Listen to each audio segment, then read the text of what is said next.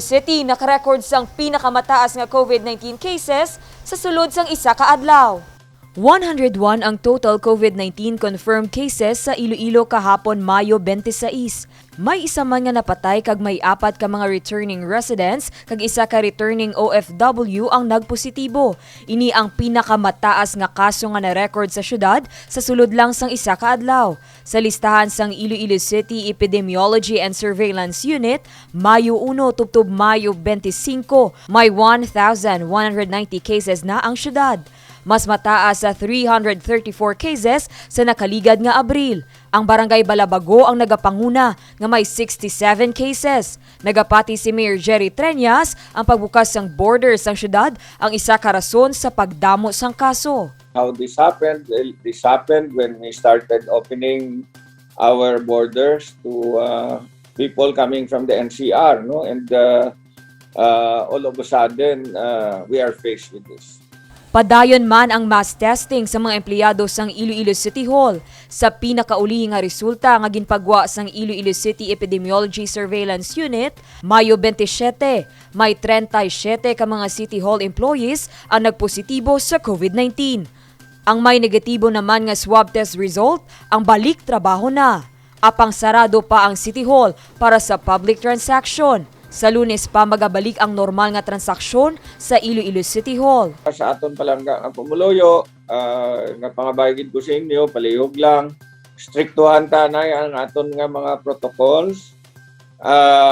Kadamo pa sang kaso ta. I think today we got the highest numbers, amuning 101. I think this is higher than what we got last year, no? As I have said, the surge is very strong. The infection is very strong also.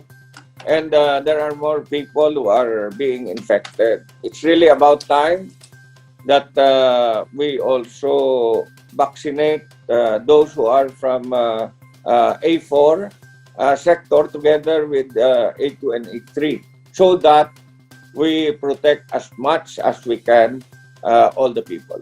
Nagapati ang alkalde, importante nga mabakunahan na ang tanan nga sektor, ilabi na ang mga nagatrabaho. Ang data, no, scientific data. Ang laban nga infected come from the sector 20 to 31. Ano ni nga sektor ang 20 to 31? Amo ning sektor nga naga-obra, no? Amo ni sila ang sektor nga nagasakay sa jeep, kasakay sa taxi, para makadto sa trabaho. Amo man ni sila ang sektor nga gakadto sa tindahan, gakadto sa supermarket para mamakal sang kinanlan nila. Kung hindi ta ni sila pagbakunahan, magsakay sila sa jeep, malatnan sila. Magsakay sila sa taxi, malatnan sila. Magkadto sila sa supermarket, malatnan sila. Magkadto sila sa aton nga mga markets, malatnan sila. So, pagpulik nila sa balay nila, may ara to sila lola kag lolo, may ara man sila nanay kag tatay nga ato dito sa ila balay. Malatnan ang lola kag lolo, malatnan ang nanay kag tatay. Ang sitwasyon naglain pagit, no? That's why nga dunganon ta na lang si lola, si lolo, si nanay, si tatay kag ang aton nga nagaobra sa mga lain-lain nga negosyo, lain-lain nga obra para nga maproteksyonan na tanan. Sa subong, temporaryo nga nauntat ang vaccination sa Iloilo City. Bangod na ubos na ang supplies ng bakuna nga ginpadala sang national government. Ginahulat pa ang pag-abot sang dugang nga supplies ng COVID-19 vaccine para sa syudad. Dane Raffles para sa Level Up Patrol. Mayor Jerry Treñas nagaapila sa dugang nga mga health workers kag health supplies. Samtang mga hotel pagagamiton bilang dugang nga mga quarantine facility. Ginakulang na ang syudad sa mga kagamitan, pasilidad kag mga frontline workers. Inibangod pa dayon sa gihapon ang pagsaka sang COVID-19 cases. Gani nagaapila ang alkalde sang dugang nga mga medical health workers nga magabulig sa mga quarantine facilities kag vaccination center. Ilabi pa sa tion nga mag-abot na ang ginbakal sang syudad nga mga COVID-19 vaccines. Kagapon may instruction akong 40 ka caregiver or nursing aid ipasulod ta sa City Hall para pabuligon ta sa aton nga quarantine facilities. Pagid kita mga nursing aid, mga caregiver, mga underboard nga nurses, kay pamutang ta sa aton vaccination center. Nagpadala man sang request sa Department of Health ang alkalde para sa dugang nga mga medical supply. Ang DOH promised that there is some supplies nga na estangkar dito sa Region 7, daw nagtalang dito sa Region 7 ang para diri sa aton kag hindi na nila pagbuyan for the longest time. Thankfully, finally they have come to their senses that they are not the only people in the Philippines who are supposed to live also, no? The Ilonggos in Western Visayas are also supposed to live. Ginsapol man sang alkalde ang mga hospital director sa syudad, bangod puno na ang mga hospital kag hindi na makabaton pa sang COVID-19 patients. Ginpakamaayo sa mga ini nga istoryahon ng tagdumalahan sang pila ka mga hotel sa Iloilo City agod gamiton bilang quarantine facility. Sa meeting ko sa mga hospital directors kagapon, maayo man, kaya ginatingwaan na nila mag-istorya sa mga hotel nga usaron nila as quarantine facilities, no? Para in the meantime kung kulang na gid ang lugar para sa aton nga mga pasyente sa ospital, matiner lang anay mga pasyente sa mga hotels, house call lang sila sa mga doktor. Kung maghalog-halog na sa aton nga mga ospital, pasudlon sila sa ospital. Puno na gid ang aton nga hospitals, puno naman ang aton quarantine facilities.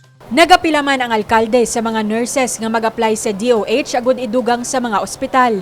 We are trying to learn from the experience of the NCR and also trying to replicate what they have done to fight the surge. No? At the moment, PhilHealth has not yet paid our hospitals. We are still waiting for medical frontliners to be assigned by DOH to the hospitals. Kaya kulang na kita health personnel sa mga ospital. Gahambal ang DOH nga jutay kuno ang nag-apply sa ila. I am taking this opportunity to tell everyone, mga nurses, mag-submit ka mo sa inyong application dito sa DOH so that DOH can employ you and assign you to a hospital. Daw tempo na gid nga tanan kita nga mga Ilonggo magbinuligay bangod nga ginatubangan ta ang isa ka surge subong nga syado ka kusog. Sa subong may mga palaabuton pa nga mga COVID-19 vaccines kag nagapadayon ang vaccination program sang syudad. Gani nagapanawagan ang lokal nga panguluhan sa mga health workers nga luyag maghatag sang ila serbisyo nga magpakig-angot lang sa Iloilo City Hall o kon Iloilo City Health Office para diri. Divine Singh para sa Level Up Patrol. Iloilo Convention Center ang ginahanda na para sa vaccine rollout sa masunod nga semana. Plastado na ang mga lamesa kag bangko sa sulod sang Iloilo Convention Center.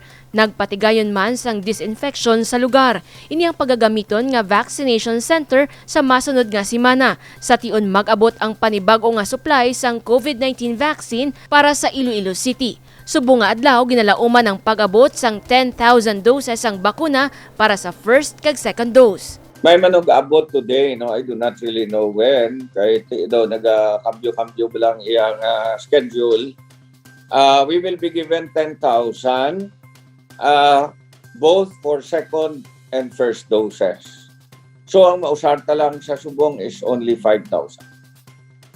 Ang ina-schedule ta sini, 1,000 will be used Monday kung masarangan dito sa Icon, and then the 4,000 will be distributed equally between Icon and CPU on Tuesday.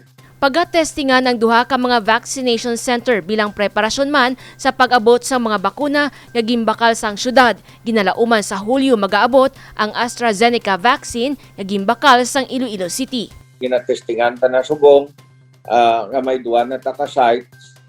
Para nga kung duwa na ka sites, we will have sufficient personnel and we will also have sufficient needed equipments para nga maka-operate kita duwa, especially as we are looking towards July nga madamo na aton nga vaccines kay masulod na nga aton nga ginpamakal. We have to operate 2 or more centers, no? Para nga maka-inoculate kita mga 6 to 9,000 a day. Kabahin man sang pagpanghanda sang Iloilo City among pag-hire sang dugang nga mga nurse, caregiver kag underboard nurse agud magbulig sa vaccination sang lokal nga panguluhan. Samtang ginahulat ang pag-abot sang dugang nga mga vaccine, padayon ang panawagan sang alkalde sa publiko. In the meantime, because we have very limited supply of vaccines, because we are totally and entirely dependent on what the national government will give us, ginapangabay ko gid stricto gid anay ang tanan nga health protocols. Please know that even if you have been vaccinated, you can be infected. Although hindi ka lang abi mag-severe, kag hindi ka most probably mapatay, but you can still be infected and there is no data yet whether an infected, fully vaccinated person can also infect other persons. Ang padayon nga paggamit sang face mask, face shield, paghugas sang kamot, kag physical distancing ang mga health protocol nga dapat sundon agud maproteksyonan ang kaugalingon batok sa virus. Jennifer Garcia Hernandez para sa Level Up Patrol.